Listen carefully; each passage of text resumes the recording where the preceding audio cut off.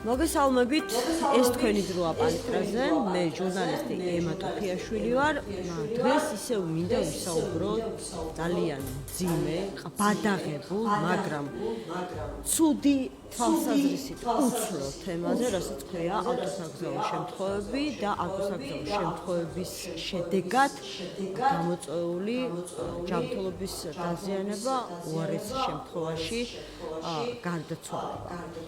შინაგან საქმეთა სამინისტროს ოფიციალური სტატისტიკა გვეუბნება, რომ მხოლოდ ამ მიმდინარე წლის 9 თვეში საქართველოში 4480 ავტოსაგზაო შემთხვევა მოხდა.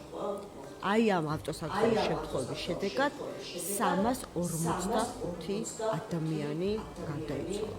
ამას არ ჭირდება რაღაც ისეთი კომპეტენტური ადამიანის მიერ დადარება სხვა ქვეყნების სტატისტიკასთან, ისედაც ეს მაჩვენებელი ცხადყოფს, რომ ავტოსაგზაო შემთხვევების დროს ჯანმრთელობის დაზიანების თუ გარდაცვალების ფაქტებით სამწუხარო თვალსაზრისით საქართველო არის უწინავე.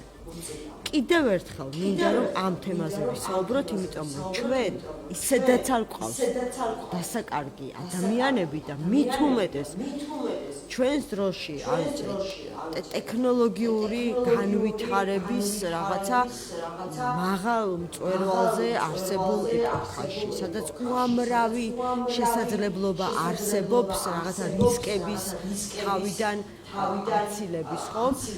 ჩვენ ქვეყანაში ასობით ადამიანი და ეს არ არის სრული სტატისტიკა, იმიტომ რომ კიდევ ერთი კვარტალი გვაქვს წინ 3 თვე დარჩენილი, ასობით ადამიანი ავტოსაგზაო შემთხვევების დროს გვეღუპება.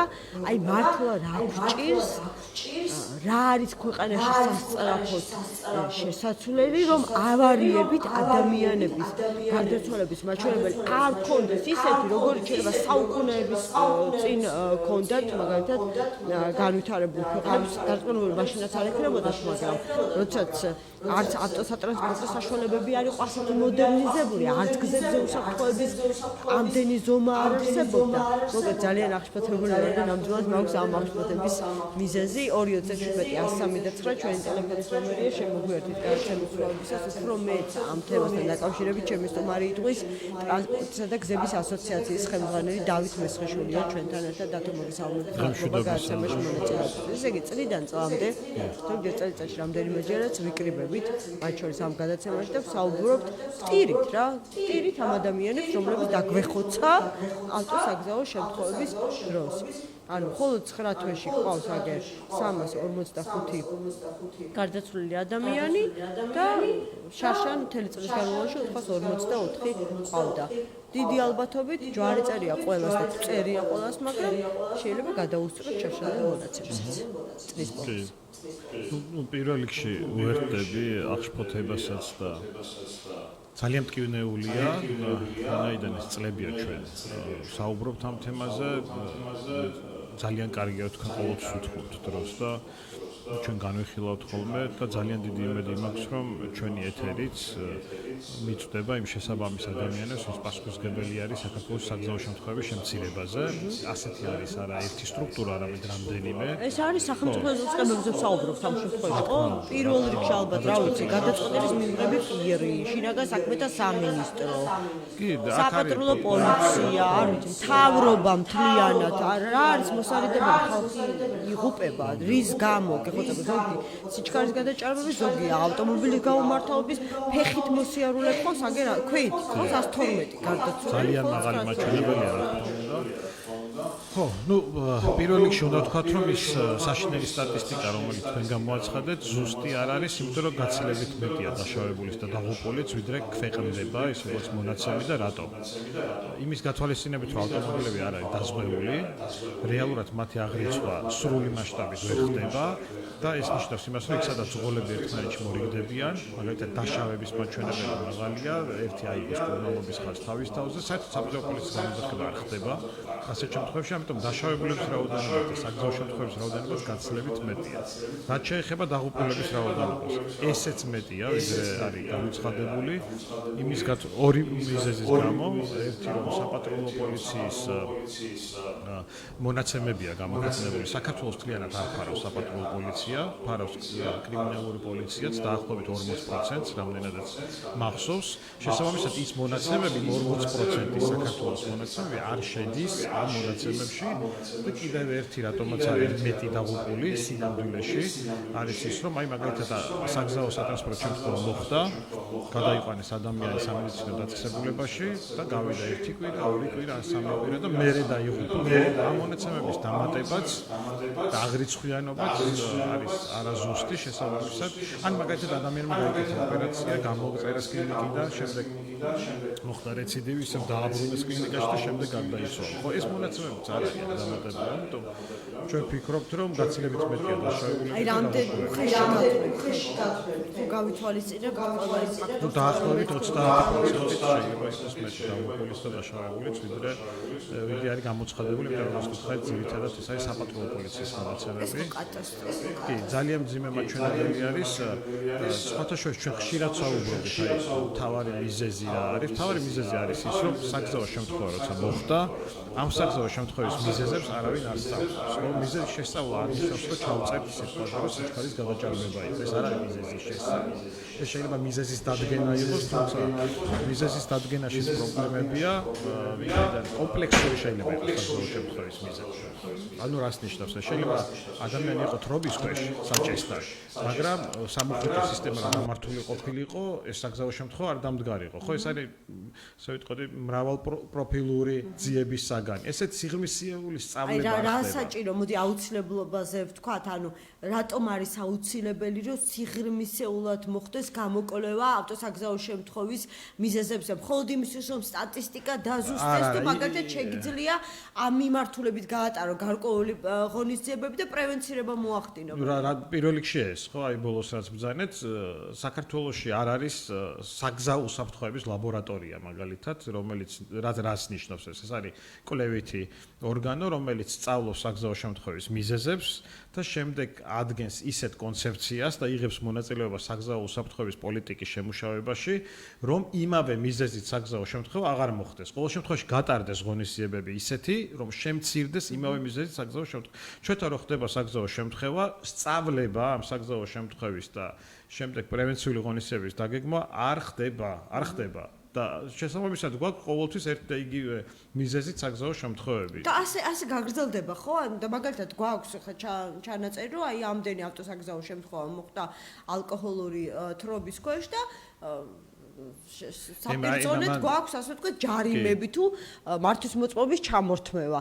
თუმცა ეს მოცემულობა გვაქვს ასე წლიდან წლამდე ვიღებთ სურათს, რომ 2024-ში როგორც ვკითხარით 454 ადამიანი დაიღუპა, 2023-ში 442, 2022-ში 430 და ასე არ იცვლება, მოკლედ ოფიციალური სტატისტიკით 400-დან 500 დაღუპული გვაქვს და ამ მოცემულობას თითქოს ვართ შეგუებულები და ვითვლით რა. აი ზუსტად ამბობთ.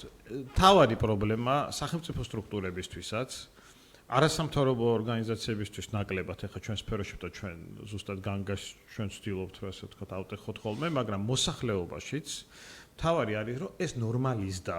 ანუ ყოველწლიურად დაღუპული 450 ადამიანი არის ნორმალიზებული. რას ნიშნავს ეს, რომ ნუ ეხლა საგზაო შემთხვევა თუ მოხდა დაიღუპებოდა. ხო, აბა ისე როგორი და საგზაო შემთხვევა რომ მოხდეს, ეს მიგვაჩნია ნორმალურ ფაქტ. ეს არის ხალხო და მეგობრებო და მსმენელებო, არანორმალური. ანუ საგზაო შემთხვევა რო ხდება და იქ იღუპება ძალიან ბევრი ადამიანი, ეს არ არის ნორმალური პროცესი, არც ბედისწერა, როგორც ხშირად იციან ხოლმე თქმა.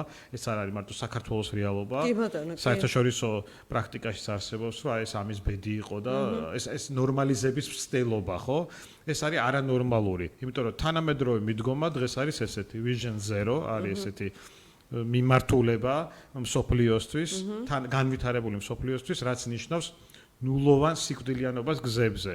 ის რომ ეს რეალურია, ბევრი ქალაქის მაგალითზე შეგვიძლია ვთქვათ. კი ბატონო, ძალიან ბევრი, აი თუნდაც რა ვიცი, ევროპული ქალაქი ავიღოთ და თვალ ხილულადაც ჩანს სრულიად მოწესრიგებული სატრანსპორტო მოძრაობა, მე არ ვიცი ხა თავს ვერ დავდებ სტატისტიკაზე, მაგრამ თითქმის ვერ შეხვდები ავტოსაგზაო შემთხვევას. როგორ ახერხებენ ისინი მოაწესრიგონ გზებზე მოძრაობა და თავიდან აიცილონ ადამიანების დაზიანების, დაშავებისა თუ გარდაცვალების რისკები და რატომ ვერ ვახერხებთ ჩვენ და რატომ ვწირავთ 500 მინიმუმ 500 ადამიანს ყოველწლიურად ავტოსატრანსპორტო შემთხვევებში. ხო, იმიტომ რომ არ არის სწორად აწყობილი ვერტიკალი ამ სფეროში.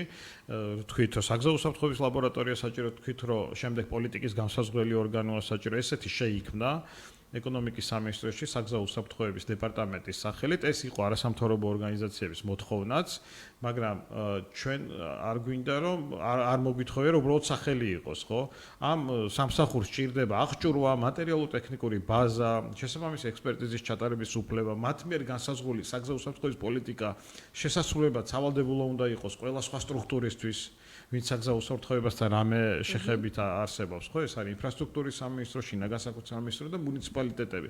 ეს ვერტიკალი, ანუ ეს სტრუქტურა არ არის აწყობილი და ამას თან ერთვის არაეფექტიანი ადმინისტრირება საგზაო დარღვევებზე და არასწორი მენეჯმენტი. აი რა არის ეს არაეფექტიანი? ნახეთ, ეს სიჩქარით ვთქვათ მაგალითად, ხო?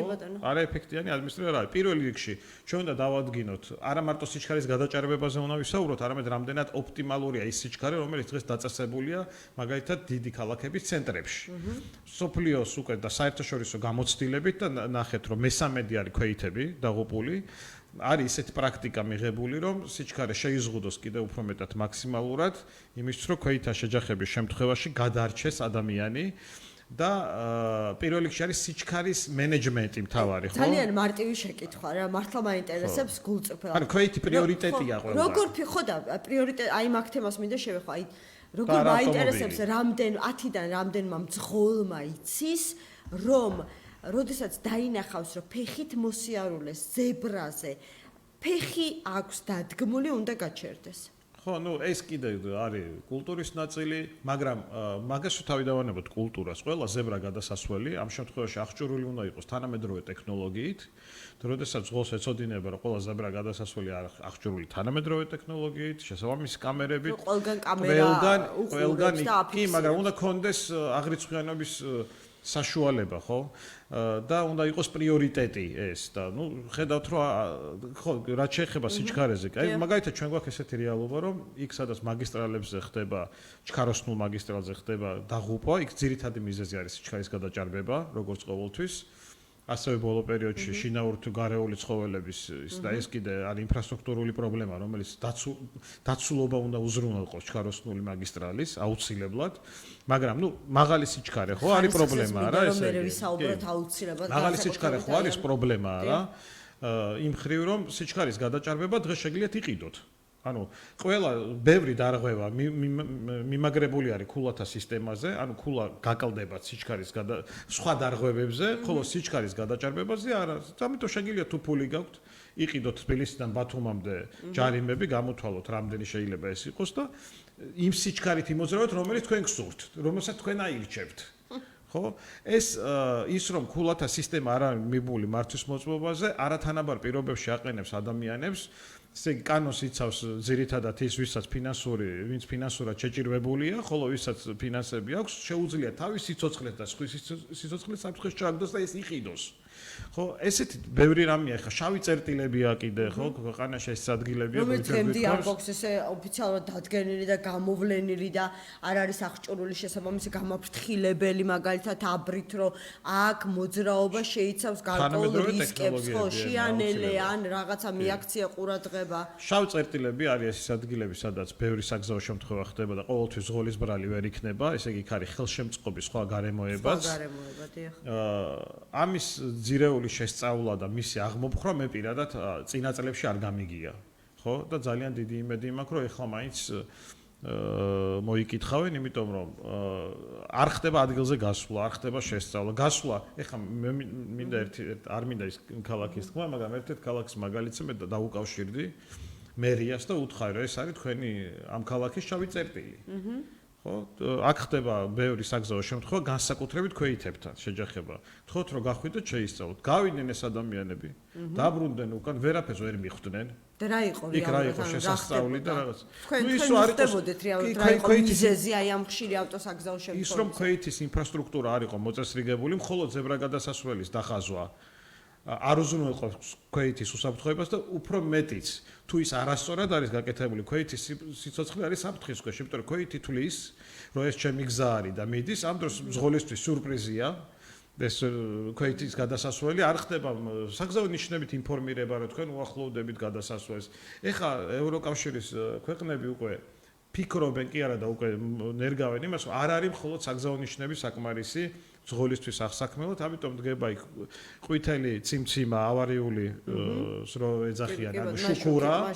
ხო, შუქურა დგება, რომელიც თქვენ ყურადღებას იპყროს, იქვე არის მაღალი ტექნოლოგიებით დამზადებული საგზაო ნიშნები, რომელსაც არეკლადობა აქვს მაღალი და მძღოლისთვის არის თვალსაჩინო, ზებრა გადასასვლელები არის უკვე შემაღლებული, რომ მაღალი სიჩქარით ვერ გაი, მრავალი რამ არის, სხვა ახალი ტექნოლოგიებია. ბევრი შესაძლებლობა არსებობს, კი ბატონო. აბსოლუტურად ბევრი შესაძლებლობა იმისთვის, რომ ზებრა გადასასვლელზე ავტომობილმა არ გაიტანოს ქვეითი. ვერ გაიტანოს. ნახეთ, შეიძლება სადოს დარღვევა, მაგრამ ინფრასტრუქტურა არის ისე მოწყობილი, რომ იქ ქვეითი არის მართლა დაცული. ჩვენ შემთხვევაში ხა როცა ხვდებით, რომ ავტობუსის გაჩერების წინ მაგალითად, ხო, ეს ბევრ ქალაქშია ესე. ავტობუსის გაჩერების წინ არის ზებრა გადასასვლელი. ანუ ავტობუსის წინ არის ზებრა გადასასვლელი, ხო? იქიდან ქვეითი რო იწყებს გადასვლას, ეხა ვინმე ხედავს? სხვა მძღოლი ხედავს ამას, ვერ ხედავს. ეს ხო უკვე იცით როგორ რაღაც არის, ძალიან ჩამორჩით არა ტექნოლოგიებს, არამედ უბრალოდ მიდგომებს. უბრალოდ საბჭოთა კავშირის სტანდარტითაც კი არასწორად არის გაკეთებული. და ეხლა რაღაც დრო საბჭოთა კავშირის სტანდარტია, ხო?